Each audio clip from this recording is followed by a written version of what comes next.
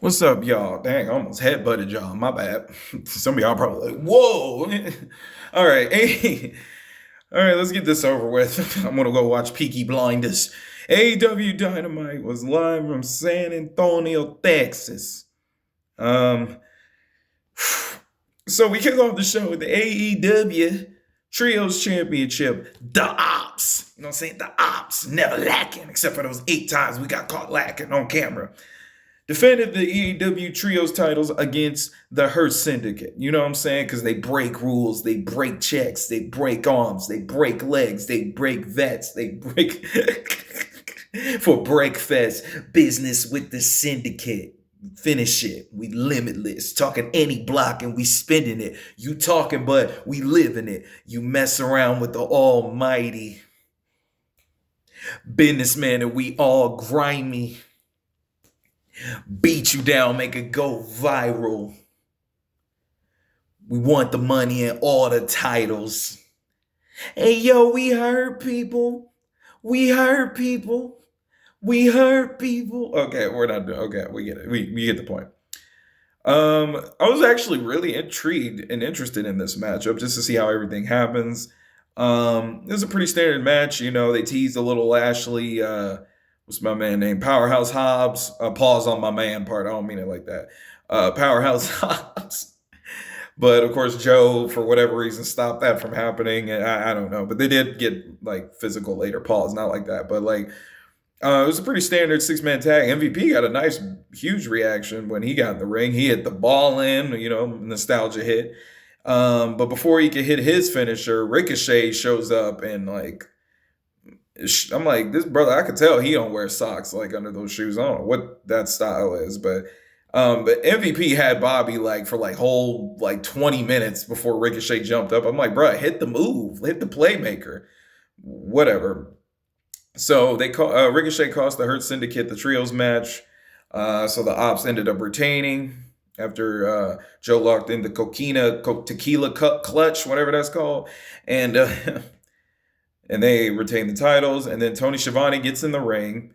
He asks Samoa Joe, Samoa Joe, I have to ask, why did you attack Hangman Adam Page? And he puts the mic over there, and Joe takes the mic from him.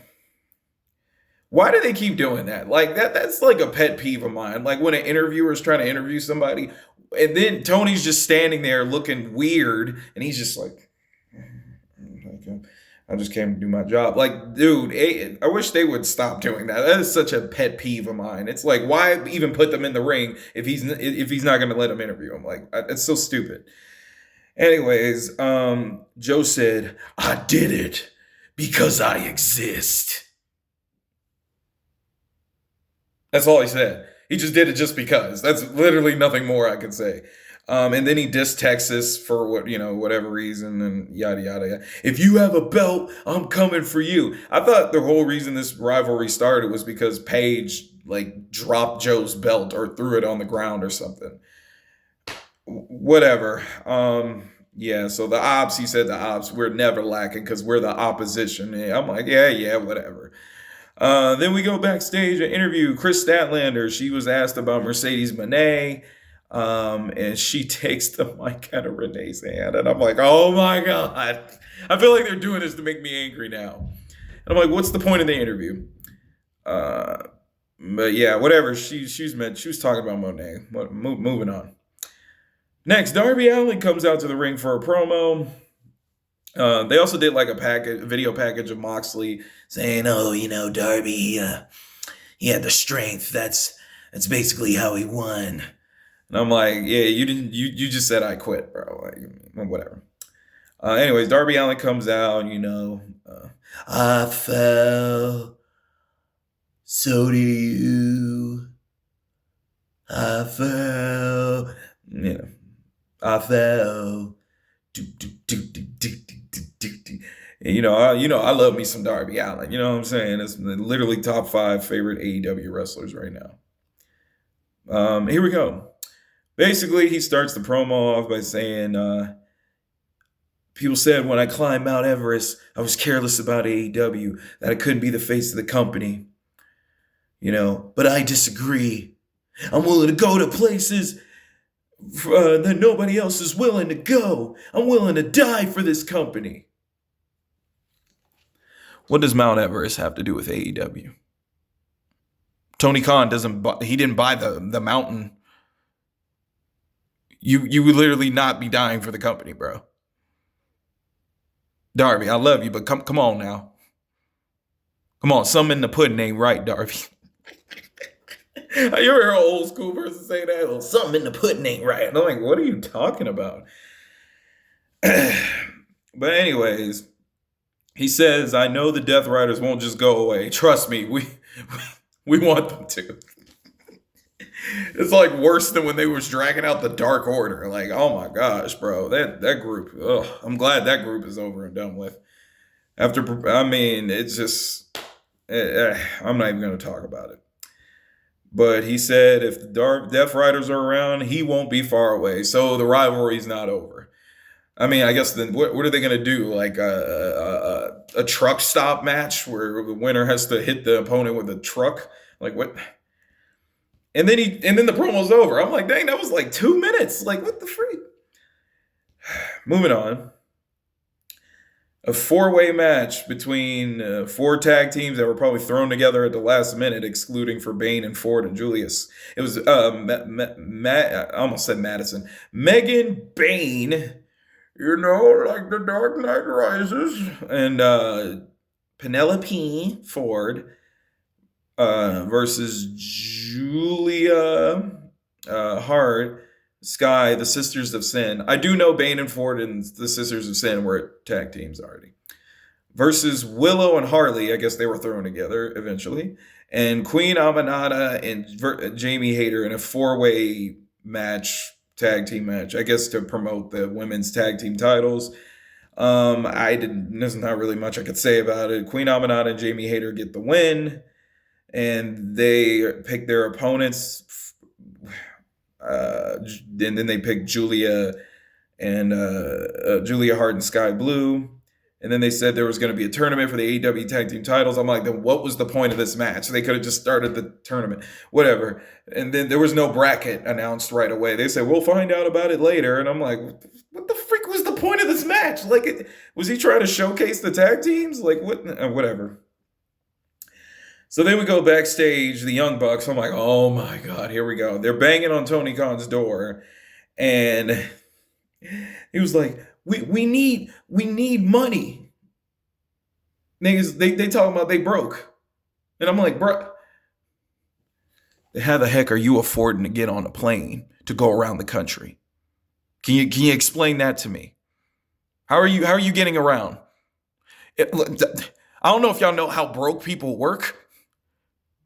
But do you know how much money a broke person has to save to get a plane ticket, my guy? What are you sneaking on the planes? How are you getting around then? Explain that to me. Does anybody think before they do this? You know what? I'm getting tired of these dudes, bro. I'm getting tired of these. Can we stop this broke storyline? It's ridiculous. Yeah, I remember Baron Corbin when he did the broke gimmick.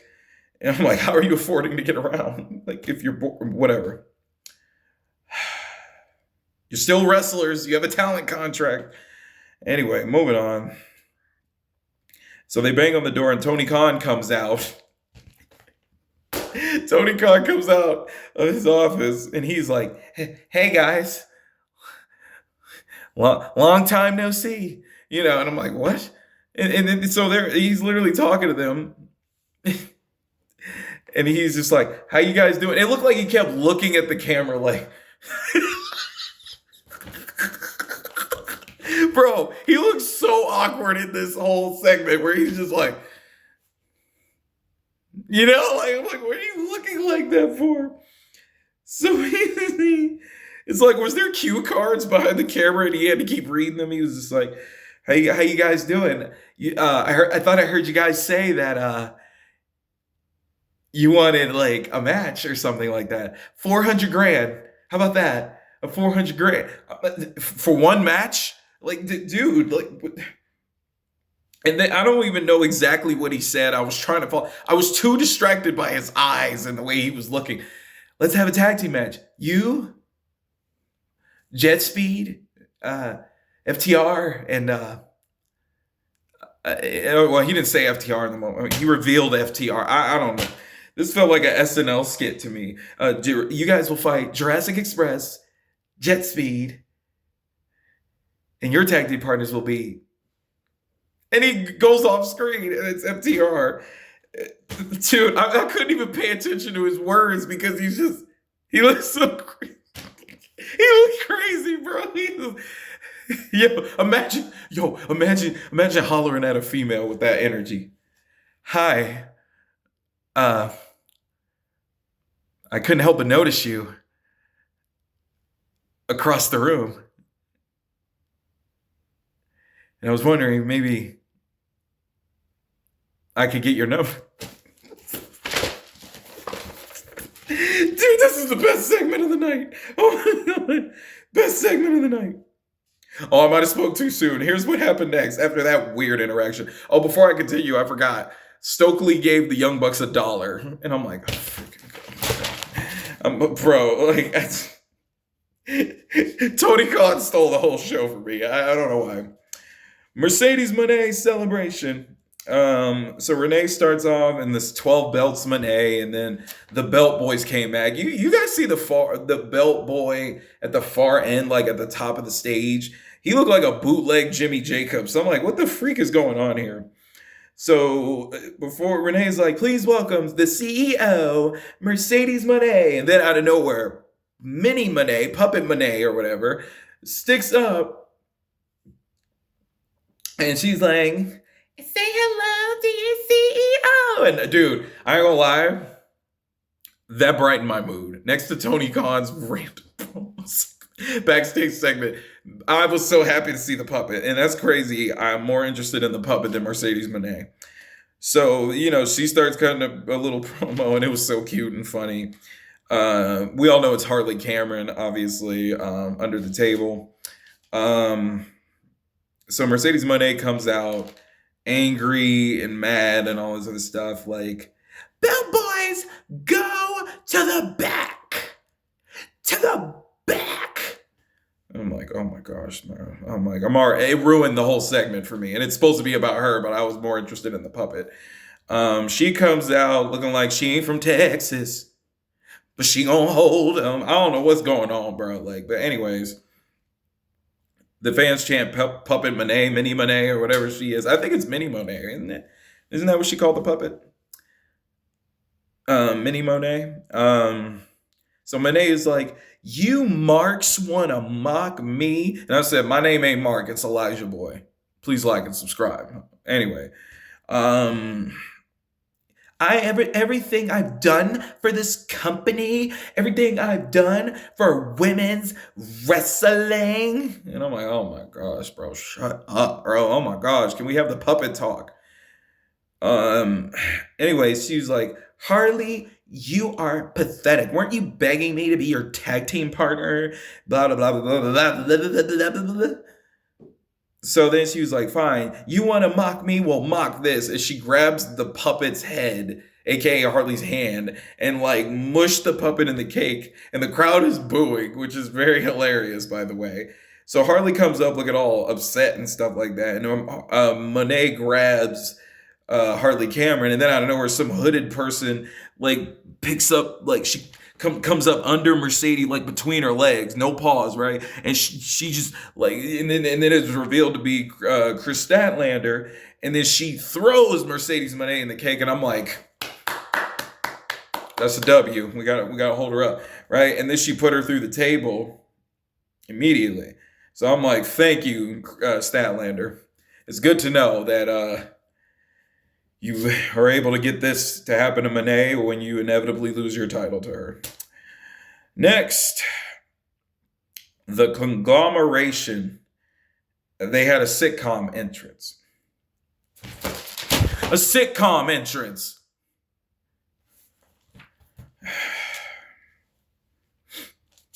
So up next, we have Jon Moxley versus Kyle O'Reilly. So Moxley comes out, he's spazzing and I mean, it's what he always does, but he's spasming more. Obviously, the fans are chanting he's a quitter. Kyle O'Reilly comes out with all his family and friends from this weird sitcom entrance. Yeah, oh my gosh, bro. Anyway, pretty standard matchup. Moxley, Kyle O'Reilly were hard hitting. There was a spot where Moxley's like he grabs a steel chair for whatever reason, sits and is like this on the chair, and then Kyle O'Reilly.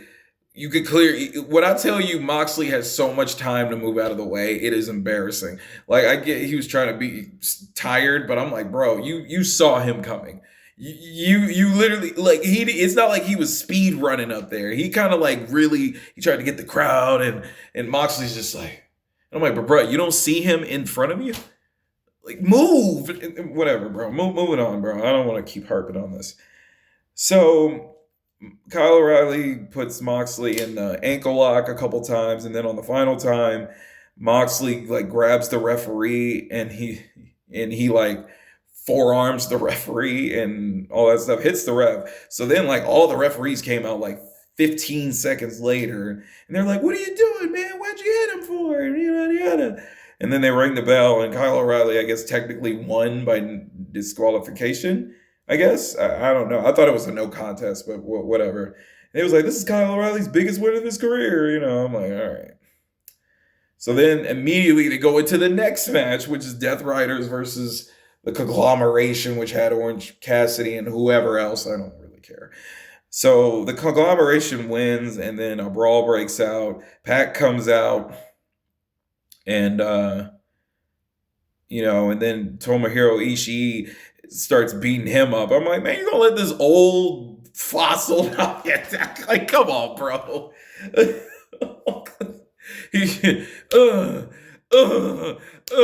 like, bro. Oh my gosh. I'm sure he was cool in like his prime, but every time I see him, I'm just like, come on, dude. If you don't take his knee out, I'm sorry, bro. It just gets on my nerves. He's a legend. I'll respect him.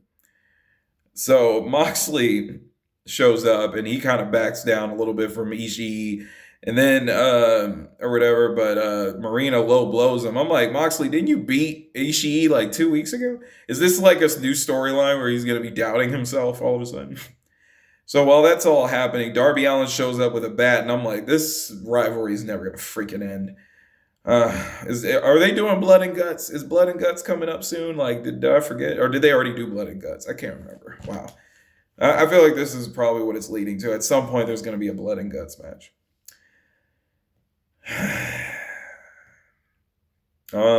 So Alicia a tout? Is it a tout? Alicia a tout? Whatever. It comes out. Or not comes out. She's backstage for an interview, and Mercedes Moné shows up, still dirty. Like she didn't clean up at all. Like, bro, like, hold on. That Moxley O'Reilly match went for a while, and then the Death Riders, the Conglomerate, that was literally like what 30 to 40 minutes. She had a long time to clean up. So she just sat there with cake on her face. It'd be different if it happened like the segment before, and then I'm like, all right. But she's still dirty for whatever reason. So Athena, the forever champion, shows up and, is like offers to be her tag team partner for the women's tag team tournament, which Mercedes Moné accepts.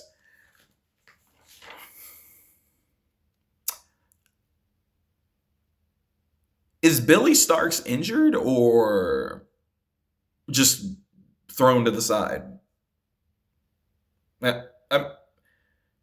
Mercedes Moné is already challenging for. Isn't she going to challenge Chris Statlander for the women's title? Why would she need to be in the tag team title tournament? I mean, oh my God, is she going to be 14 belts, Moné? I mean, Athena and Billy would have been just fine. Why would they need? Mercedes is already in a title match. Like, what would be the point of her doing this? Like,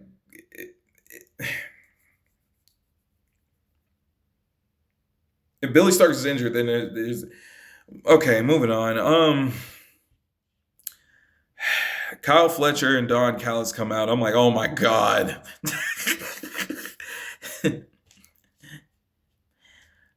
I am still your TNT champion. No one is better than me. And Mark Briscoe comes out. Yo, man, yo, Kyle Fletcher. I ain't gonna beg and I ain't gonna make no excuses. I've been icing my balls for a week. Basically, he asked for another shot at the TNT title. So Don Callis grabs the mic, and I'm like, ah. He grabs the mic and is just babbles on about whatever I stopped. I tuned him out. And he did all of that just to say no. I'm like, bro, what you wasting our time for then? Shut up and get out of here, bro. I'm like, I'm so tired of the show. I'm so tired, y'all. Even this review is long. Dealing with LA Knight getting screwed over now. I got to sit through this. But with every tunnel that is dark, there's always a bright light at the end of it. Mina Shirakawa popped up on my screen. I said, oh, yeah.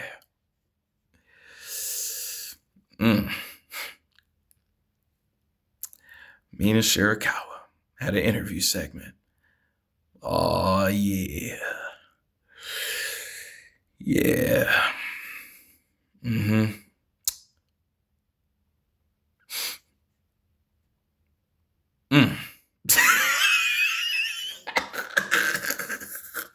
Woo-wee! She always show up when I need her. They should just have her do an interview after every segment I hate, and just please. She does an interview talking about how Timeless Tony Storm and her are basically gonna team up. They're the Timeless Love. Boom! You know what I'm saying? And then Tekla shows up. I'm like, how do they know who's having an interview if it wasn't announced beforehand? Like, how do they just automatically know there's an interview? Well, whatever. Tekla comes out, touches her face. I'm like, don't you touch that face. That face is perfect. No one is worthy to touch Mina Shirakawa's face. You understand me? So Mina said, why don't you fight me on Collision? I said, oh, you gonna be on Collision? Well, guess who's watching Collision? I'm not, but you know, I wish her the best. I'm not watching Collision. Anyway, moving on. So yeah, Tekla agrees, and then Mina Shirakawa ends the interview with "ma." I don't know what that was, but thank you. I guess I don't know what that was, but Mina Shirakawa. Okada versus Bandito was the main event for the AEW insert name here title match. Okada won, and him and Takeshita had sort of a face-off. End of story. That's the main event. That's all I care about. All right, so the real main event was Mina Shirakawa's interview segment. But on a lighter note, I will say this. Bandito, I've noticed he's getting a lot of attention lately, and honestly, I don't blame him. The guy is cool, and but I don't care about Okada. I really don't, so I'm sorry. Anyways, what did y'all think of Dynamite tonight? Did you love it? Did you hate it? Was you average? Let me know in the comments down below. If there's anything I need corrections on in this review, please let me know. But yeah, please like and subscribe and become a member today. You guys are the best. You're the real stars, okay? I'm going to let y'all know right now. Y'all support means the world to me. So y'all have a good night, and I'll see you next time.